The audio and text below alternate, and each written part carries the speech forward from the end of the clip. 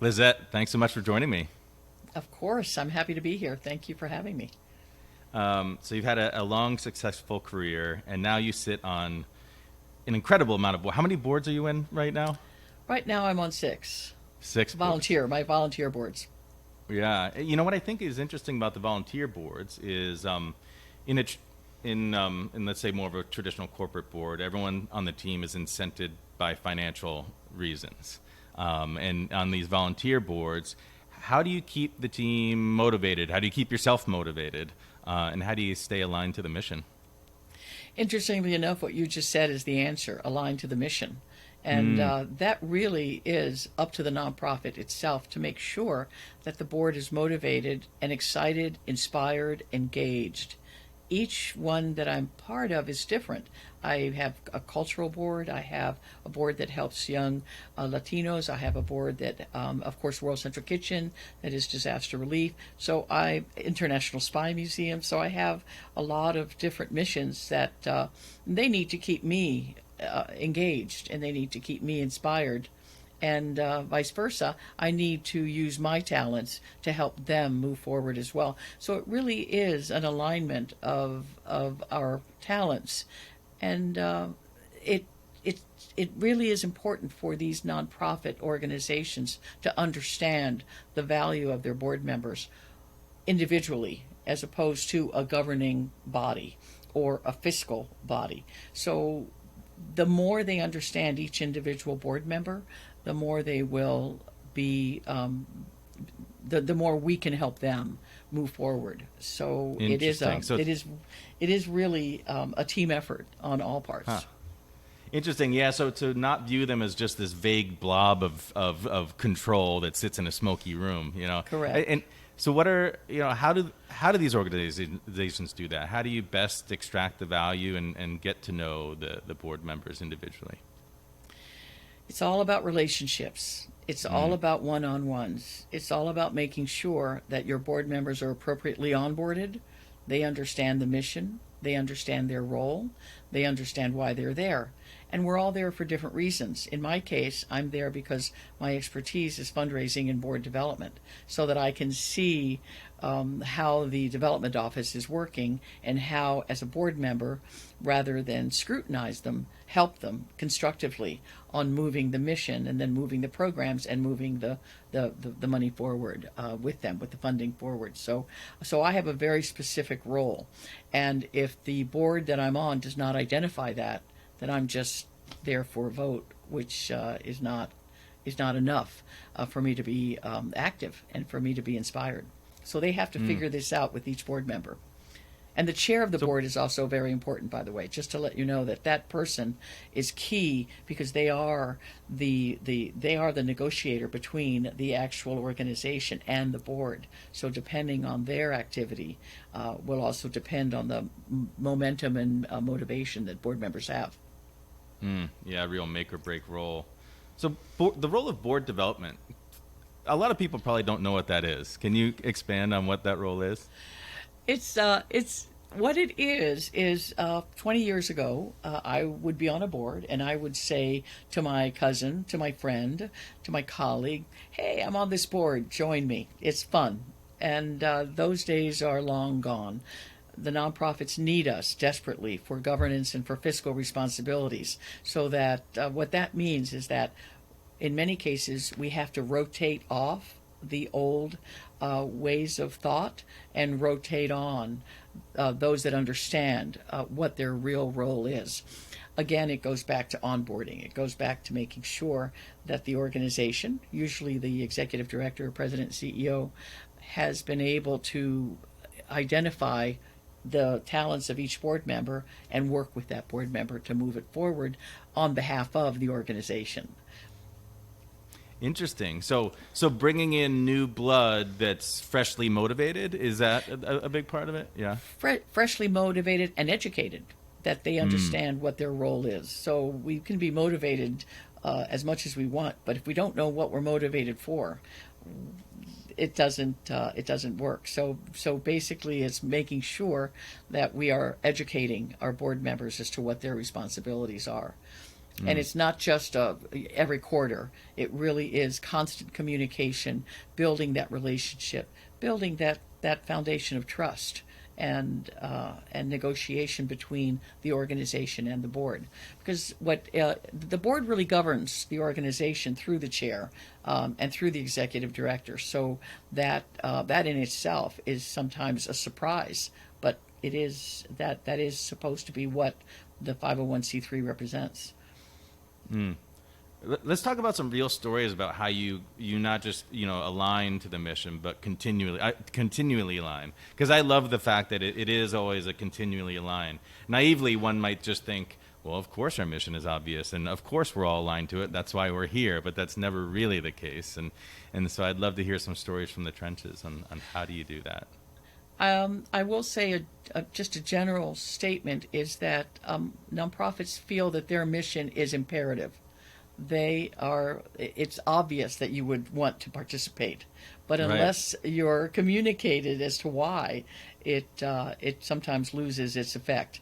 With regards to how I keep, I'll give you an example with World Central Kitchen.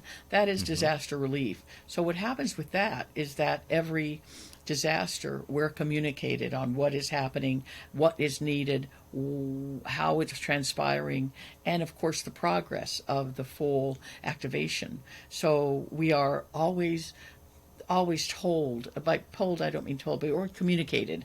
This is what we need. This is what we're here for, and this is our success story, or this is what is not successful, and this is what we need to correct.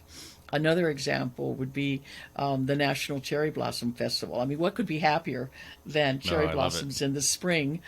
Yet we have to raise the money for it. So it's not the back office is basically how are we going to raise millions of dollars to make sure that we can satisfy everyone's incredible enthusiasm for cherry blossoms in spring in Washington, D.C. And with that, we have benchmarks. We have the parade, which is really important. So it's very clear as to what we're doing and what we need to accomplish. So it's a whole different story than the disaster relief, where we don't know when we're going to have the next volcano eruption, the next hurricane, the next human disaster. So we're working on just two different paradigms totally. But the basis is the same. The basis is the same. Inspire, engage, keep that relationship going. Inspire and engage, and I'm interested to explore things like the disaster relief, where the overall mission is the same, but the specific needs of the day are always changing, and flexibility is needed, and you need to make not just big pivots, but a lot of probably little pivots. I would assume, and how do you make that a success? Innovation. Constant, using technology, using software. We are now involved in a war in Ukraine, which we've never been involved in a war before. So that we had to pivot to make sure that we were being successful and efficient in what we were doing safely. I guess is an important word there as well, while we're feeding Ukrainians that are in Ukraine and trying to make sure that we can be effective there. We also needed to create a safe environment for our contractors, volunteers, and our staff. That flexibility, what we call the urgency of now, that's the sort of the front, but the back is just incredibly busy making sure that we're establishing those pillars that we're creating for the front lines. So it's fascinating. It is, and I'd love to hear more. Like, what are you accomplishing in Ukraine, and what have the challenges been? Right now, well, the challenges have been the war, obviously, and also the movement of the troops and the war itself. Right now, we as of July, we were feeding 1 million people a day. So how do you make that happen? We made it happen through partnerships, through Ukrainians that are not leaving, no matter what, that are still baking bread. We buy locally. We're giving money back to the economy. To some people that don't have anything, we give hot meals to.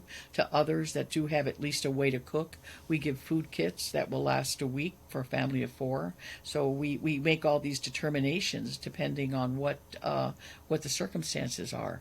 So 1 million meals a day requires a tremendous amount of revenue. So the back office for that is making sure that we're raising those funds to make it happen. It's an incredible process. We cannot do it without our local partnerships, though. We have thousands of partners in Ukraine itself. That's fantastic. And in there, so obviously a war is a very large pivot. Yeah. When you have a board and you're planning these things out and you're working together, I'm curious, and people out there are probably curious. We always talk about managing teams and leading teams, and how is that team of a board different from, say, any other team? Is there any uniqueness to it? The uniqueness is that we're all volunteers. So that there's no compensation, and what that means is that everyone comes with a different thought. So the secret sauce is to make sure that we're all on the same page, that there is a common ground, and that we're understanding what the organization needs from us, as opposed to a corporate environment. I mean, I was in the hotel business for 25 years. I knew what I had to do. I knew what I needed to lead my team with, and I was given the training appropriate for that. Here, some of us are untrained. Some of us have different cultures, different backgrounds, different everything, so that we also need to understand that we need to find a common ground. And I think that helps focus the board on what the mission is and what the needs are from the board to continue the organization's mission. Yeah, I could see how it could turn into a too many chefs in the kitchen situation, Yes, especially when you're so invested in it from an emotional and personal perspective. Maybe even more so than a traditional job. And it's funny. I would assume you took some lessons learned from the hotel business and the event business into there. Did you? And do you have any tricks on how you find the common ground, and how do you get all the cooks in the kitchen straightened out? I think there's some basic theories, which one is create a win-win situation, so that the outcome, everyone feels good about the outcome of whatever issue, opportunity is on the table, number one. Number two, leave your ego at the door. There's no possible way that a person can be in the hospitality industry with a strong ego. The guest is always right, whether you like it or not. So in that case, taking that to the boardroom and understanding that my agenda, my ego is not what this is all about. It really is about the organization and its mission in some way moving it forward. So that has taught me a lot. Guest experiences, guest reactions, establishing trust every day with a hotel guest or whatever circumstance I was in is key. So establishing that trust with the team, establishing a trust with board members, that is also very, very important. So you're working from a platform of I respect you, you respect me. We're moving forward with the same notion. That makes a lot of sense. I feel like a tough one in there is the making sure everyone feels good about the outcome, because I know Right. I've probably been guilty of this multiple times, because I err towards speed, and it doesn't need to be perfect, and a lot of times I'll get impatient if everyone's taking too long to make a decision, and I'll go with hey, not everyone's going to be happy about this, but this is the way that we're going. If most people are okay with it, then that's probably good enough. How do you balance that? Talk, communication, Yeah. just making sure that you're listening, and you're listening to everyone's way of thinking and why they're thinking that way, deconstructing it, and trying to reconstruct it in a way where everyone at least is satisfied. You don't have to win, but you have to be satisfied. There's compromise. That's another word that's very important as to what we're trying to do. And frankly, George, these days with the EDIA, or Equity, Diversity, Inclusion, and Access, diversity, inclusion, and belonging, those are all new ways of thinking that we're focusing in on a lot more than we did before. So we do have to respect that new pathway, so that we can really understand where each of us is coming from. We're not all coming from the same place, for sure, and we all have our own story. So we do have to listen. Yeah, really taking the time to understand what everyone's, their baggage, their motivations, their intentions, their history, and what makes them the person that they are. And maybe after this, I'll have to bribe Lizzette to be my executive coach to help me work through these things as well. I would love that. So Lizzette, 6 boards, your own career, you're still working. You have a personal life. How do you find balance within the boards and within yourself? They really align with each other. The clients that I have are mostly clients that have been with me for a long time, so that we have already established that platform of trust, which is important. I have one client where I've worked with from one project to another. First, we had to change their board from a clinical board to what we call a public board, a fundraising board, and a clinical board. So we had to make those rotations happen through bylaws, etc. Now I'm working as their interim director of development, it's my 3rd year with them. So with that trust, we can really go anywhere, and we can figure out what needs to be done. But every single either volunteer work or my clients, it's a lesson learned for me. It really is. No matter how much experience I have, there's always a lesson that I can learn, and that openness is going to serve me well. It's going to serve everyone well if they can just be open and really realize that I don't know it all, and I can't Google it all. I may have to just take it in and absorb it a little bit and assimilate it. Darn it, Lizzette! I thought I knew everything. No. And then, so that's interesting. So even with all that diversity of efforts, there is a level of focus around there, and focus around, and that then allows for a focus of your network and all of those things. Kind of, I'm not going to use the word synergy because I'm a consultant and I hear it too many times, but there is a fair amount of overlap and the same focus of intentions across those, it sounds like. I think that's a good way of putting it, a focus of intention, and really understanding what the outcomes are going to be. I can't tell you how many times I've had to pull people back and say, remember why you're here. Remember the mission. Remember what your role is. It's so simple, yet so complicated for people that are in the thick of things to understand the simplicity of why they're here. So I do have a tendency of pulling back and saying, just let's remember why we're here. Let's remember what our role is and what we need to do.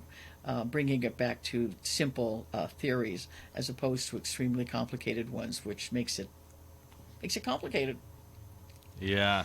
Nothing makes my blood boil more than people. I can see you thinking. Well, what I was thinking about too is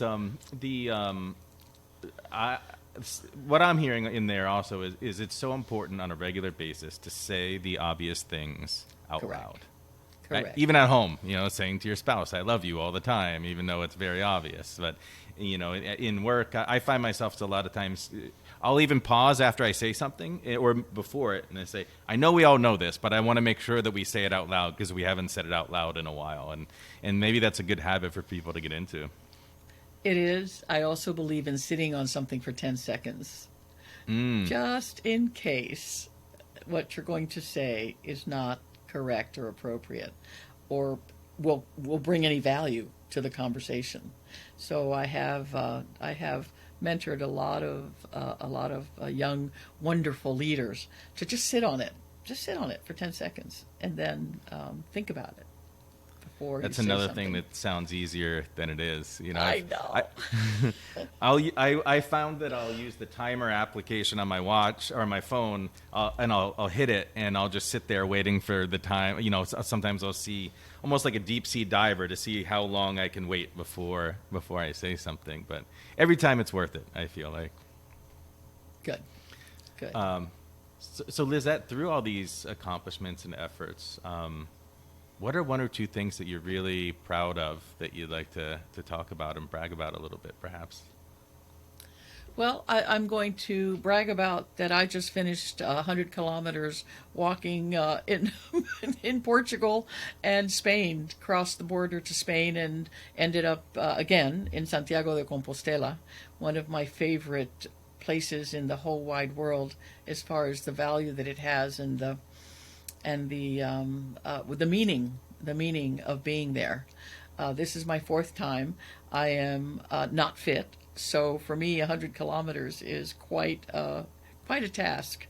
I've, For anyone, that's a great task. Yeah. so I am very, very proud of that. That I can still put those hoka onionis on and make it happen in one way or another, up the hill and down the hill and across bridges that I would never here in my own environment do. So I'm happy that I can meet that challenge and move forward. And during those times, those are my times of thought. Those are my times of figuring out, okay, what is my purpose and what am I trying to accomplish, and what I always now think, what will my epitaph say? I want it to be really, really long, so and not short. So I'm always thinking of that as well, and that helps me center again, going back to the basics. So maybe you just answered this, but I was going to ask, why do you do this, and why do you keep doing it? Is it just to find that centering on a regular basis? It's the centering. It's walking away from the noise, the chatter, the incredible business information overload that we have, Google, emails, tweets, etc., etc. So it just makes me sit back a little bit and say, okay, this is great. I love my life, but let's just think about what we really are doing here. And it gives me an opportunity to do that, and also meeting a challenge that I don't usually do, because we can become very comfortable what we do, and oh yeah, we move here, we move there, everything's good, we're all good, it's great. Well, maybe let's get out there and get some challenges going, and get ourselves a little bit motivated again on what we can do and what we think we can do, and just do it.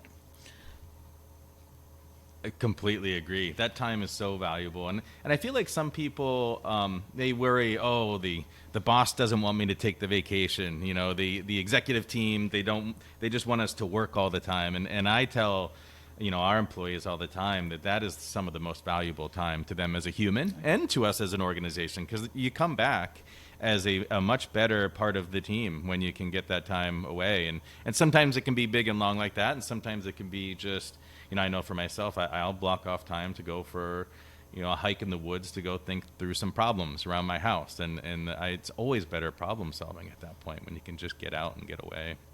Very important. Let me ask you, how has the virtual world, with our the new way, the new world of doing business, how has that affected you personally?